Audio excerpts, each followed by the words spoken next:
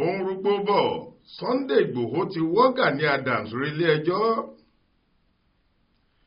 Ìlúmọ̀ọ́ká ajàfẹ́tọ̀ọ́ ọmọnìyàn àti ajìjàǹgbara ilẹ̀ Yorùbá tó léwájú àwọn tó ń pè fún ìdásílẹ̀ orílẹ̀-èdè Yorùbá tí wọ́n ń pè ní Yorùbá Nation, olóyè Sunday Májàsọ́lá Adéyẹmọ táwọn èèyàn mọ̀ sí Sunday Igboho àti ààrẹ ọ̀nà kakanfò ilẹ̀ Yorùbá tó tún jẹ́ olórí ẹgbẹ́ Oòduà People's Congress OPC Ìbà Gani Adams ti gbé pẹ́rẹ́kí kaná báyìí.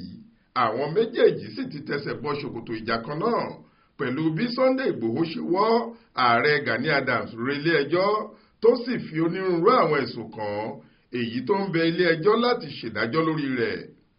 Agbẹjọ́rò Sunday Igboho amòfin J.A. Sanusi tó kó àwọn agbẹjọ́rò míì sòdí ló pe ẹjọ́ náà lórúkọ oníbàárà rẹ̀ síwájú ilé ẹjọ́ gíga àpapọ̀ kan tó fìkàlẹ̀ sílùú Ìbàdàn ìpínlẹ̀ Ọ̀yọ́ lọ́jọ́rú wẹ́sídẹ̀ẹ́ ọjọ́ 3 oṣù kẹrin ọdún 2024 yìí.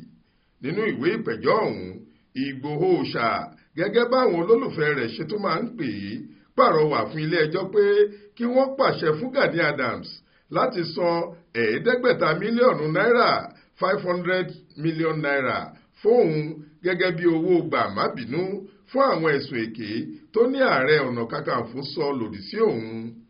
Ó ní Gani fẹ̀sùn èké kan òun pé ògbólógbòó apààyàn lòun àti pé òun máa ń ṣiṣẹ́ agbénipa ìyẹn háyákìlà fáwọn olóṣèlú tí wọ́n bá bẹ òun lọ́wẹ̀ èyí tí kò yọ ààrẹ Bọ́lá Ahmed Tinubu sílẹ̀.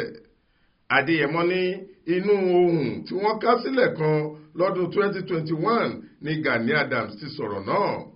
Ó fẹ̀sùn ìbanilórúkọ jẹ́ kan Gani, ó sì tún ní kílé ẹjọ́ dá a lẹ́bi kí wọ́n sì pa á láṣẹ pé kó san mílíọ̀nù $10 $10 million owó tóun fi pe ẹjọ́ yìí padà fóun. Gani Adams kò tí ì fèsì sáwọn ẹ̀sùn wọ̀nyí, bẹ́ẹ̀ ni ilé ẹjọ́ kò tí ì mú ọjọ́ tí ìgbẹ́jọ́ yóò bẹ̀rẹ̀.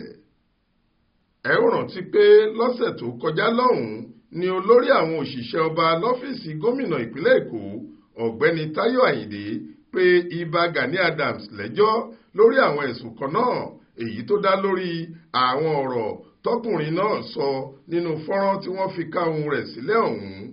Àmọ́ lọ́sẹ̀ tó lọ yìí Táyọ̀ Àyìndé wọ́gilé ìwé ìpẹ̀jọ́ tirẹ̀, ó lóun kò ṣẹjọ́ mọ́. Nígbà tí Aláròyé pè Sunday Igboho lórí fóònù láti fìdí ọ̀rọ̀ náà múlẹ̀, ó ní òun wà nípàdé pàtàkì kan, òun yóò pè wá padà, ṣùgbọ́n ọkùnrin náà kò tíì pè títí tá a fi parí àkójọpọ̀ ìròyìn yìí. Faith Adébọ́lá ló ń jábọ̀ ìròyìn fún iléeṣẹ́ tẹlifíṣàn Aláròyé online TV.